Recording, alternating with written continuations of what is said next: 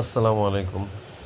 একটা বিশেষ মেসেজ মানুষের কাছে দেওয়ার জন্য বেসিক্যালি শর্ট ভিডিওটা করা। সেটা হচ্ছে যে ফেসবুকের মাধ্যমে দেখতে পারলাম যে অনেক জায়গায় কেএফসি সহ আরও বিভিন্ন পণ্যের যেসব দোকানপাট আছে এগুলো ভাঙচুর করা হচ্ছে। মানে হচ্ছে যে লোগো ভাঙতেছে, ব্যানার ভাঙতেছে, আরও অনেক কিছু ভাঙাভাঙি হচ্ছে। ইম্পর্ট্যান্ট একটা কথা কইতেছি, পান করতেছে, ভাঙা হচ্ছে। আমার কথা হচ্ছে যে ওয়ের সাপোর্টিং, আমরা ডেফিনেটলি ফিলিস্তাইনকে সাপোর্ট করব, বাট বাংলাদেশে যারা বিভিন্ন বিজনেসের সাথে জড়িত, কেএফসি হোক, অমুক তমুক যাই হোক, এটা তো আর তারা তো আর পেমেন্টটা ইসরায়েলকে করতেছে না, তাই না? এটা তো ইসরায়েল তো আর এটার পার্টনার না। বাংলাদেশের যারা বিভিন্ন প্রান্তে বিজনেস করতেছে, আমি জানি না আসলে এটা কতটুকু, বাট আমার যেটা মনে হলো অ্যাজ এ হিউম্যান বিং, কারো দোকানপাটে হাত দিয়েন না, কারো দোকানপাট ভাঙচুর করেন না।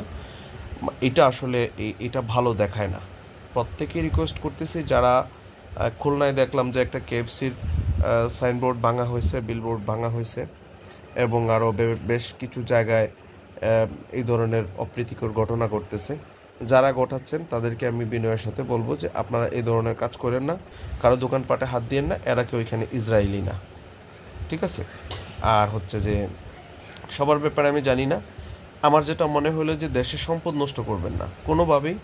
এদেশে যারা ব্যবসা বাণিজ্য করতেছে তাদের দোকানপাটে হাত দিবেন না, কারোর ক্ষতি করবেন না ভাই। দিন শেষে এরা আপনি আমার ভাই, বা আমরা একসাথে এক প্রতিবেশী। আমরা যদি এইভাবে যদি মানুষের দোকানপাটে ভাঙচুর করি বা ক্ষতিগ্রস্ত করে ফেলি, সে হয়তো দেখা যাবে জীবনের সারা জীবনে ইনভেস্ট সে এই একটা দোকানের মধ্যে সে করছে। আপনি যদি এটাকে এইভাবে ভাঙচুর করে শেষ করে দেন, দেখা যাবে যে এই মানুষটার লাইফ শেষ। সে তাহলে কি করবে?